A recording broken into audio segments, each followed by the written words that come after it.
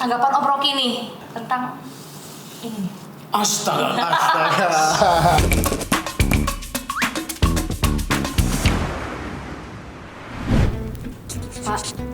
Pak. Kenapa? Tapi Pak, saya sebenarnya mau minta kerjaan Pak. Waduh Mbak. Saya kan tetangga Bapak udah lama nih. Iya saya tahu ya Mbak Fabi, cuman minta kerjaan tuh gimana ya? Saya cicilan belum lunas. Saya naik gaji pun enggak juga. Nih saya mau resign sebenarnya, cuman belum ada tempat aja Pak, Mbak. lebih parah saya Pak. Ini bukan mau ngadu-ngadu nasib ya Pak. Iya, Tapi oke. saya udah ke 2.580 perusahaan belum ada yang terima Satu saya pun. Pak. Skill saya S1. Ya, Satu aja sih Pak sebenarnya. Iya.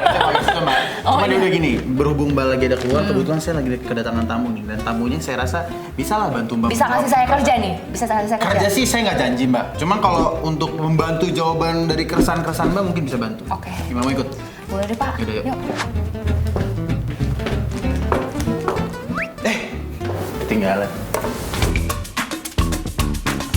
Nih, tamu saya yang tadi saya bilang bakal bisa bantu jawab keluh kesah kita sebagai masyarakat. Halo, selamat siang Om Rocky. Apa kabar? Terima kasih sudah menyempatkan waktunya buat ngobrol-ngobrol sama kita di siang hari ini. Kebetulan banget ini tadi malam-malam tadi saya Iya. ketemu sama tetangga saya ini. Iya nih Om nih. Nah, tadi dia katanya keluhannya nih Om, katanya wah saya udah apply ke ratusan perusahaan tapi kok sampai sekarang belum satu pun tembus dan sampai sekarang masih belum kerja Om.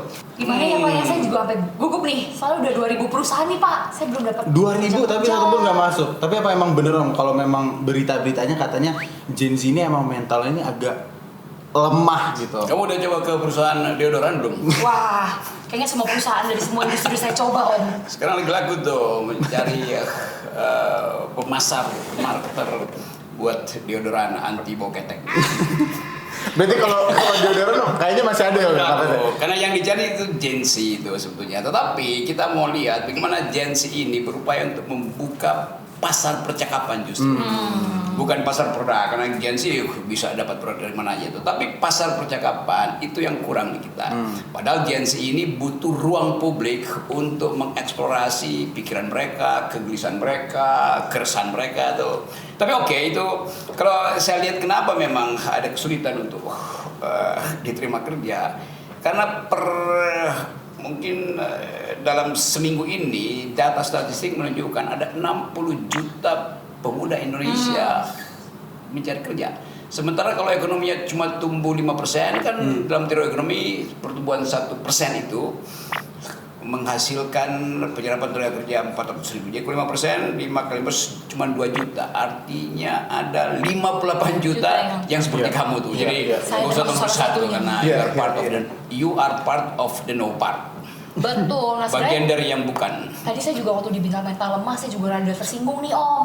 Mental lemah Gen Z padahal kan medali emas Paris kemarin salah satunya anak muda loh. Oh, yang Gen Z menang itu loh. maksudnya? Iya. Gen Z itu si Fredrik itu. Fredrik, iya. Dia umur 28 tahun. Dapat medali emas dari Olimpiade. Itu satu prestasi Indonesia yang memungkinkan kita percaya bahwa negeri ini bisa dihidupkan kembali oleh pikiran yang kuat dari anak muda, oleh fisik yang kuat dan oleh semangat yang kuat. Gitu. Jadi nggak usah terlalu cemas lah dengan keadaan. Biarkan yang cemas itu politisi aja yang cemas tuh. Gen Z tetap Menikmati. Berkarya. Yes. Berkarya dan menikmati. Kalau lagunya bilang the future is not ours to see. Kue sera-sera.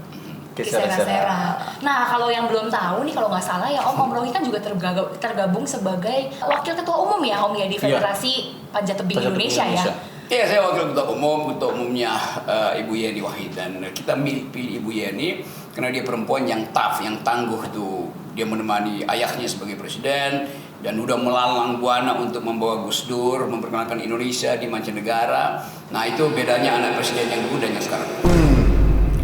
Oke, biar diskusinya enak nih. Tehnya mau diminum dulu Om.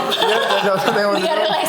Iya, ini biar diskusinya enak. Benar. Mungkin aku ambil dari tadi kotak keluhan ini. Oke, jadi saya mesti apa? Mesti carikan solusi gitu. Iya nggak usah, kita ngobrol-ngobrol aja, sharing aja Om. Iya. Sharing aja, oke. Mungkin saya baca yang pertama.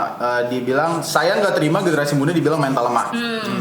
Buktinya, tuh atlet panjat tebing dapat medali emas dan pertama buat Indonesia kemarin di Olimpiade Paris. Betul, itu mungkin baru pertama kali orang membayangkan itu untuk bertanding di wall yang tingginya 15 meter itu.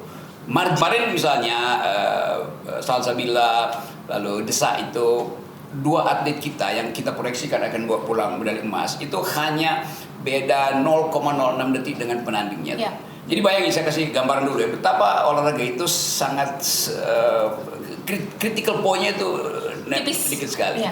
Misalnya kalau kamu udah sebanding begini ya di depan wall itu, di speed, di jalur speed ini, begitu kamu mau touch tombol time itu, kalau kamu bikin parabolik begini itu beda dengan galvo begini. Itu cuma 0,06 detik itu.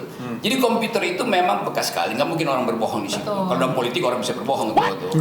Itu exact ya Om ya? Exact, sangat exact gitu. Jadi kita terima fakta itu, walaupun kita tahu bahwa Desak dan Salsabila itu sebetulnya berhak untuk medali emas ketiga itu, tetapi kita tahu bahwa selalu ada yang disebut faktor lucky atau sesuatu yang mungkin ada angin kecil masuk di itu.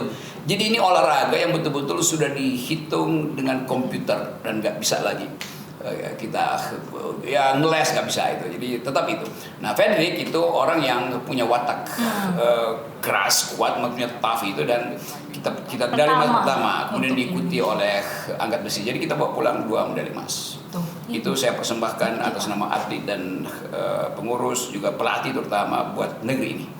Juga buat Gen Z supaya mulailah berlatih. Ini olahraga yang fun. Nanti kita akan bikin di mall-mall itu sambil rekreasi, sambil cari bibit. Dan kuncinya itu ya Om ya, wataknya harus Wataknya keras dan mesti kuat. kuat. Jadi lamaran kamu nanti ke saya tuh, Federasi Panjat Tebing Indonesia. Siap, saya apply habis ini langsung. Yes. Nah, tapi mungkin Om kalau misalkan ngomongin mental lemah nih ya, mental lemah Gen Z Om. Ada statement yang bilang gini nih, mental lemah Gen Z itu sebenarnya juga dipengaruhi karena hidup itu juga makin susah Om. Sangat betul, karena semua yang kita sebut pertumbuhan mental itu datang dari 2 komponen. Komponen internal kita untuk fight, dan lingkungan yang mengolok-olok kita, yang mengatakannya kalian pasti gagal segala macam. Jadi trade off itu yang mesti kita lihat tuh. Apakah faktor eksternal yang berusaha membatalkan atau mengirim sinyal pesimisme itu bisa dibatalkan oleh sinyal optimisme dari dalam Gen Z sendiri? Saya kira iya, pasti bisa tuh, karena nggak ada orang yang bisa menahan energi dari Gen Z. Ini insightful banget nih, untung Bapak ajak saya kesini nih. Nah iya, berarti kan kalau di sini saya juga terbuka nih, jadi saya nggak kalau Emang Gen lu Z. nggak mungkin cari orang lain selain gue. Oke. Iya. Kalau gitu kita next ke keluh kesah selanjutnya ya. Oke. Izin bacain ya Om ya. Wah, berat nih Pak nih. Saya resah, apakah ekonomi Indonesia masih aman? Menurut berita, Morgan Stanley turunkan peringkat saham RI dan sentil makan siang gratis. Waduh. Makan siang gratis. Iya, Om nih. Indonesia di watch oleh financial market, global financial market tuh. Dan kita tahu dunia ini diikat sama-sama oleh sistem yang boleh saya sebut footloose financial market. Jadi uang itu dia cuma mampir aja buat ya, kalau hukumnya bagus, politik yang stabil, nongkrong di situ. Lalu dia footloose lagi, tanpa jejak dia pindah lagi kan. Iya. Jadi kita nggak pernah tahu sebetulnya uang siapa yang ada di sini, karena dalam hitungan detik dia pindah kan. Digital ekonomi begitu tuh. Tetapi ada yang mesti kita pastikan, yaitu APBN. APBN itu real, nggak boleh APBN diandalkan pada investor portofolio misalnya kan. APBN datang dari pajak rakyat. Jadi kalau kita hitung dalam keadaan daya beli kurang, dalam keadaan deindustrialisasi, kita lihat misalnya pemerintah bilang ada kelebihan listrik di Jawa itu. Lalu kita bilang bagaimana mungkin ada kelebihan listrik sementara ekonomi turun. Dari penjelasannya adalah listrik berlebih karena pemakai listrik itu pindah industrinya. Kabur dari Indonesia kan, ya pasti berlebih listriknya kan. Jadi itu palsu sinyal itu. Tetapi di sistem dunia kan dihitung terus oleh World Bank atau Morgan Stanley segala macam itu pemerintah tahu bahwa Indonesia ada dalam keadaan krisis. Dan itu yang dibaca dengan tepat oleh Presiden Pak Prabowo yang akan 20 hari lagi dilantik gitu. Karena itu dia dari awal, mulai mungkin dari minggu ini dia udah mulai kasih tahu, saya akan minta utang loh, jadi tolong rakyat percaya tuh. Karena cuma cara itu kan. Mau ambil pajak nggak mungkin, mau naikin daya beli juga nggak ada, dia terpaksa akan ambil pajak. Artinya memang ekonomi ada kesulitan. Tapi nggak ada soal minjem uang. Seandainya ada jaminan bisa bayar, nah daya bayar kita itu yang sekarang dipertanyakan tuh. Jadi memang ada kecemasan bahwa Indonesia akan masuk dalam krisis ekonomi. Tetapi itu siklus yang biasa aja, bukan seandainya. Asalkan Pak Prabowo ketat memberantas korupsi, mempersilahkan orang mengucapkan pikiran supaya politik luar negeri kita tahu bahwa oke, ada kesulitan ekonomi tapi kita percaya Indonesia udah berubah, maka investor akan lihat oke, nggak ada soal, ada sedikit goncangan politik, tapi Indonesia sudah di dalam rel yang tepat dalam demokrasi. Hanya itu sebagai hitungan investor. Yang terakhir untuk investor akan hitung Indonesia produsen CO2 berapa banyak itu. Jadi environmental ethics itu akan dijadikan alasan. Berarti memang ini lagi krisis dan sebenarnya saya lihat salah satu bukti bahwa krisis ekonomi memang sedang ada ya Om ya. Berarti kalau memang perlu diperjelas nih Om. Ya. Berarti memang program makan siang gratis ini sudah menggerus APBN itu sendiri pun disertakan dengan program IKN nih. Ya, karena besarnya IKN saya nggak dapat kerja juga nih Om nih, tetap nih.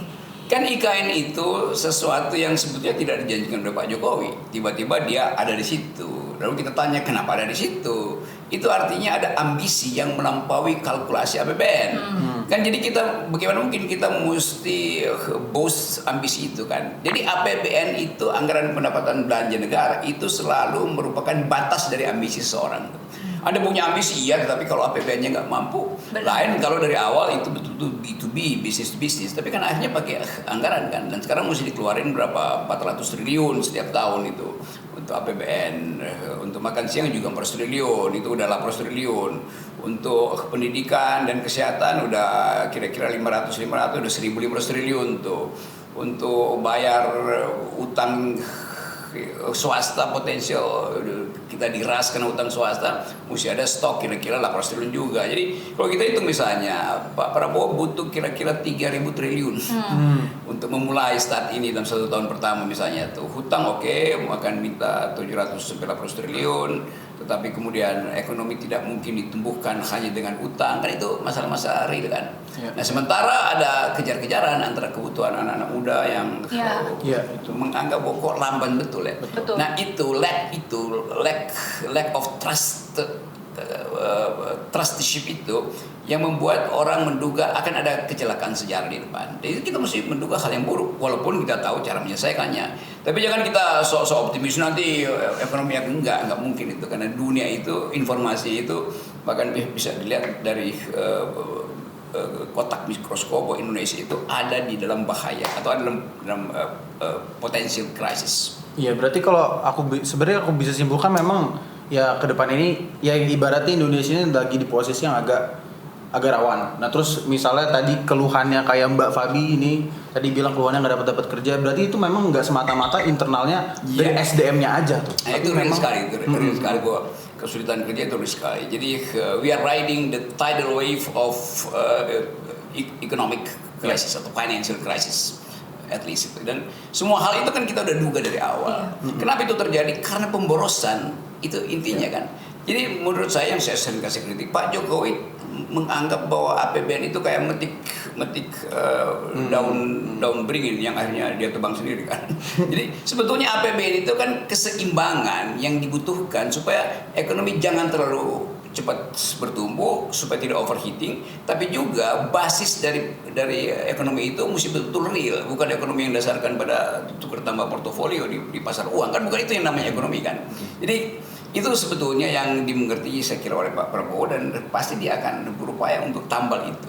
Yang dia akan tambal pertama pasti bukan IKN, karena IKN bukan janji dia. Yang dia akan tambal pertama adalah makan siang gratis itu, dan mulai kelihatan bahwa ada ya anggarannya mulai dipotong dari 15.000 jadi 7.000. Nah kalau 7.000 bisa nyampe ke mahasiswa itu tinggal 3.000 mungkin tuh. Jadi sekali lagi itu sangat rentan keadaan kita. Dan kalau di mungkin mahasiswa akan bilang nggak usah kasih makan siang gratis, dia kasih aja prohma untuk tahan. Jangan. Nah kalau menurut Om Rocky nih, instead of bikin makan siang gratis, harusnya biaya yang sudah di-spend untuk planning semua rencana itu tuh seharusnya dilakukan untuk apa sih kalau menurut Anda? Mestinya buat beasiswa orang belajar aja. Toh kita tahu Indonesia ini nggak bakal kelaparan lah, karena masih ada konsep apa namanya extended family itu. Jadi kalau kamu misalnya belum bisa makan, nanti pamanmu tuh tanggung bantu kan nggak mungkin kita mati kelaparan di tengah-tengah keberlimpahan pangan lokal terutama kan. Jadi menurut saya sebaiknya uang itu dipakai untuk investasi di SDM. atau investasi langsung ke rahim perempuan, karena yang potensial krisis ini sebetulnya bukan anak-anak SD atau SMA yang mesti kasih makan gratis, tapi rahim ibu-ibu yang akan melahirkan anak-anak stunting karena nutrisinya kurang kan. Jadi harusnya investasi langsung ke tempat keadilan pertama kali diajarkan, itu rahim perempuan. Rahim perempuan itu sekolah pertama tentang keadilan, karena mak-mak yang hamil dia membayangkan anaknya bisa bagus nggak pendidikannya tuh. Dia bangun pagi dia lihat tinggal 20.000 untuk kasih jajan 2 anaknya tuh. Dia mulai pusing, sakit kepala tuh, mulai sakit mah lagi tuh, mulai gatal-gatal, psikosomatik segala macam. Jadi sebetulnya kalau mau dipilih, saya menginginkan makan siang itu anggarannya bilang jadi stop, bikin pidato Pak Prabowo. Saya mengerti bahwa yang saya janjikan itu memang berguna, tapi setelah saya hitung anggarannya kurang. Maka saya alihkan itu langsung untuk disuplaikan ke ibu-ibu hamil, karena mereka lah yang merupakan kader untuk menghasilkan negeri yang elok nanti di 2045. Betul, karena angka stunting di Indonesia juga masih wow ya. Masih wow. Berapa? Mungkin 20-21% prevalensinya. Artinya dari 4 kelahiran, kalau 22% dari 4 kelahiran, 1 pasti otaknya tidak akan bertumbuh. Dan itu akan bertanding di luar negeri dengan otak anak Singapura, Thailand, Taiwan segala macam. Itu pasti kita kalah. Betul. Oh, ini harus didengar oleh anak-anak muda juga supaya nanti ke depannya kalau udah ada yang bisa memberikan kontribusi secara langsung ya Pak ya di politik dan lain-lain, mereka bisa membantu merealisasikan ini betul, ya. Betul, anak-anak muda ditunggu kontribusinya untuk mencegah stunting, mencegah IQ kita drop. Nanti saya akan berkontribusi Pak kalau saya berhasil dapat kerja di pemerintah. Nah, oke, tapi jangan jadi anggota DPR ya. Waduh. Karena mudah dibeli ya. Oke, gimana nih? Nah, kebetulan banget nih Mbak. Kok bisa ya? Magical banget. 10 juta Gen Z nganggur. Bapenas bilang akan ada 12 juta lapangan kerja baru, tapi tunggu 2030. Keburu tua dong. Katanya gitu. Apalagi lu, gua udah keburu koit. Wah. Gimana Pak? Saya udah keburu gak jadi Gen Z lagi nih mungkin.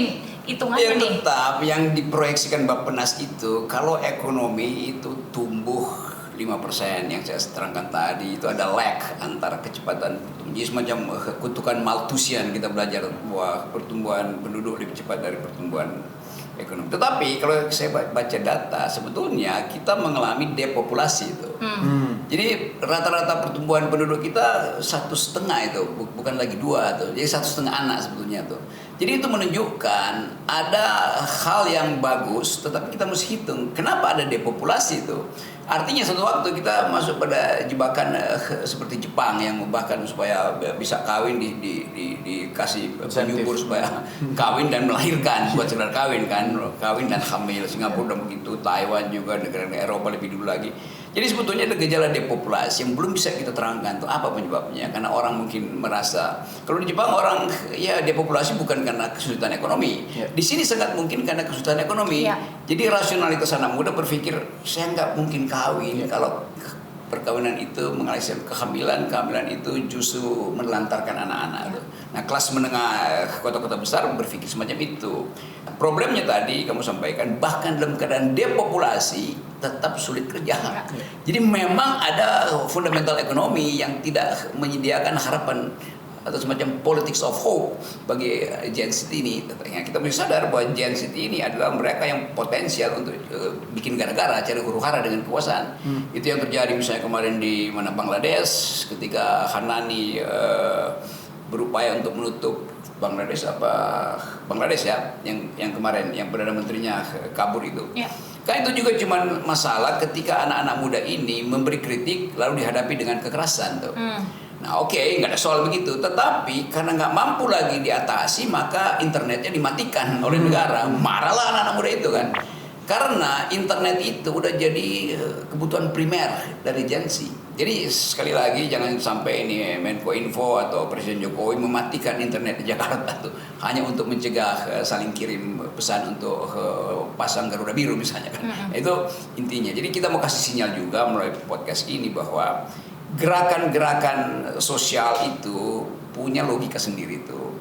Nah, gerakan sosial hari-hari ini beda dengan gerakan sosial di zaman saya yang masih pakai pamflet, ditulis tangan, ditaruh di kotak-kotak pos untuk menghidupkan rising criticism. Sekarang dengan satu kali touch 2 detik jutaan sampai di bahkan sampai di University of Pennsylvania. Sudah masuk trend of Asia sih. Ya itu semuanya ya, deh. betul itu. Nah, Pak Rocky, saya masih pengen tahu nih, Bappenas kan pernah bilang nih, pernah ngasih hope ke kita, statement lah bahwa by 2030 akan ada 12 juta peluang lapangan pekerjaan baru, khususnya di blue economy, pekerjaan yang baru-baru lah di bidang-bidang yang baru. Nah, kalau Om Rocky sendiri melihat keadaan Indonesia yang sekarang dan prediksi Bappenas di 2030 itu, apakah possible untuk achievable terwujud? atau tidak? Achievable. Oke. The art of apa namanya itu, bukan achievable tapi sustainable.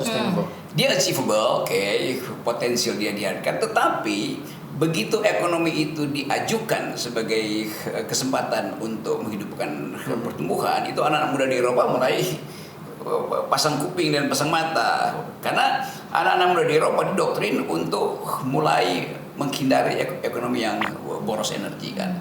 Misalnya kita minum teh, minum kopi itu kita promosikan, ya ini di Eropa misalnya ini kopi Gayo, ini teh dari Bandung Selatan, enak.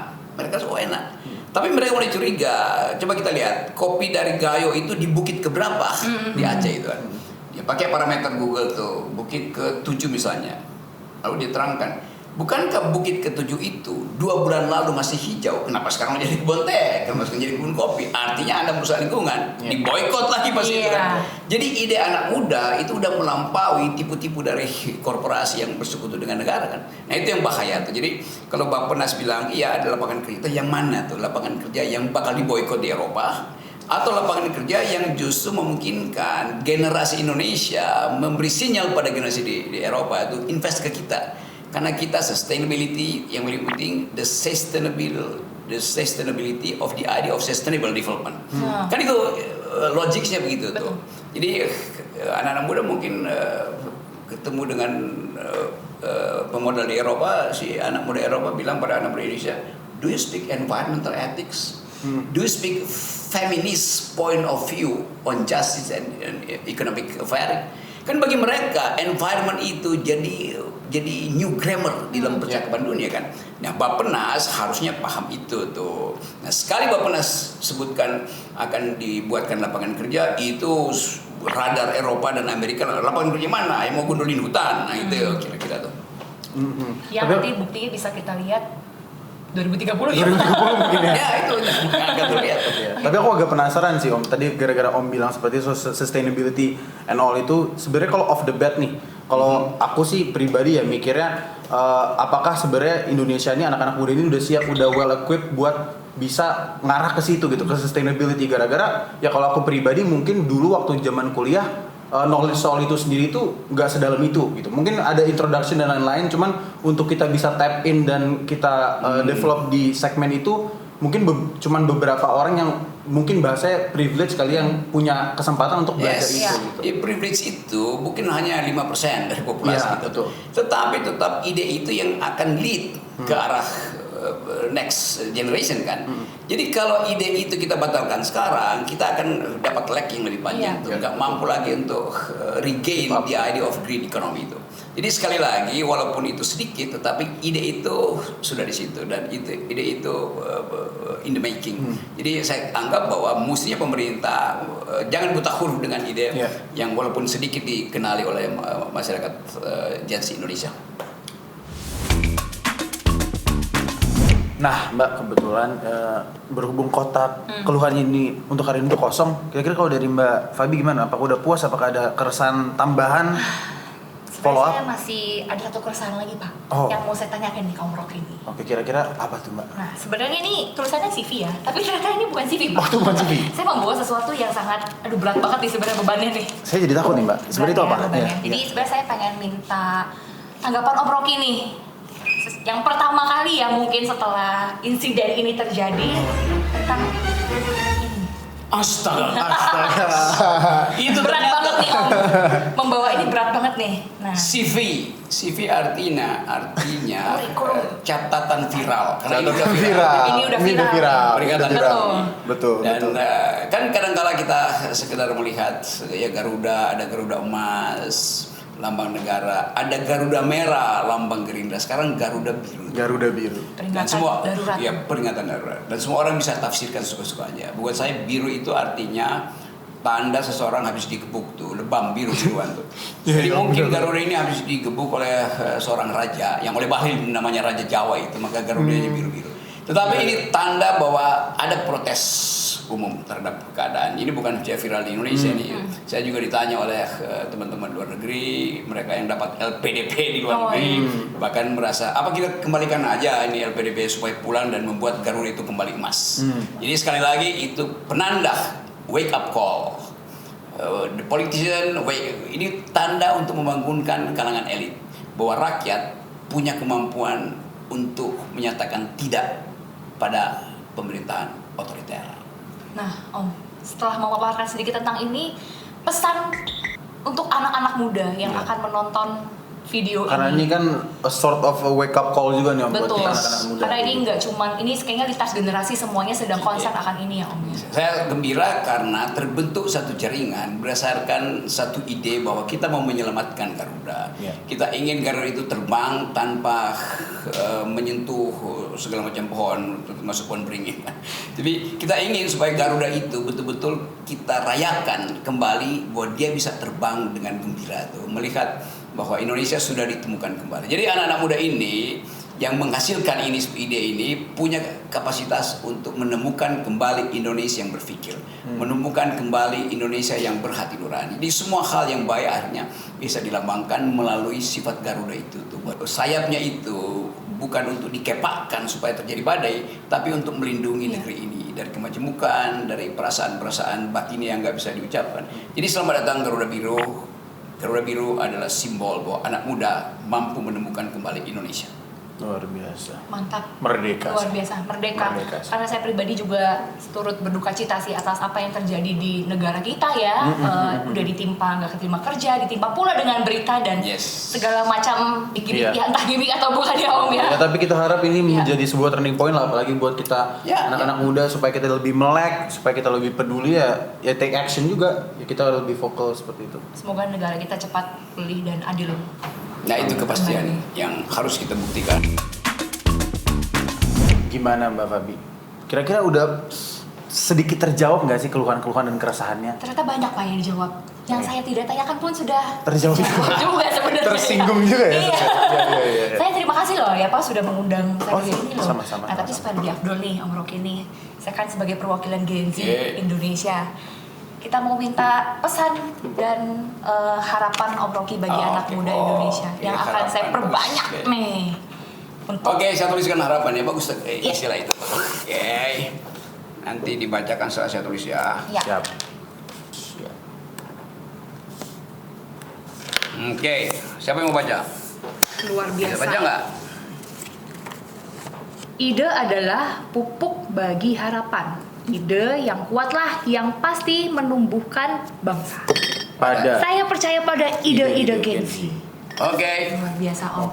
Sekali lipat kita siap membagikan ke teman-teman saya selaku perwakilan. Nah Pak Semi, terima kasih banyak ya untuk undangannya di hari ini nih. Saya nggak sia-sia nih ngeluh hari ini ke Bapak karena ketemu Om Rocky juga. Ya itulah kita tidak pernah menyangka apa yang kita bisa temukan gitu loh.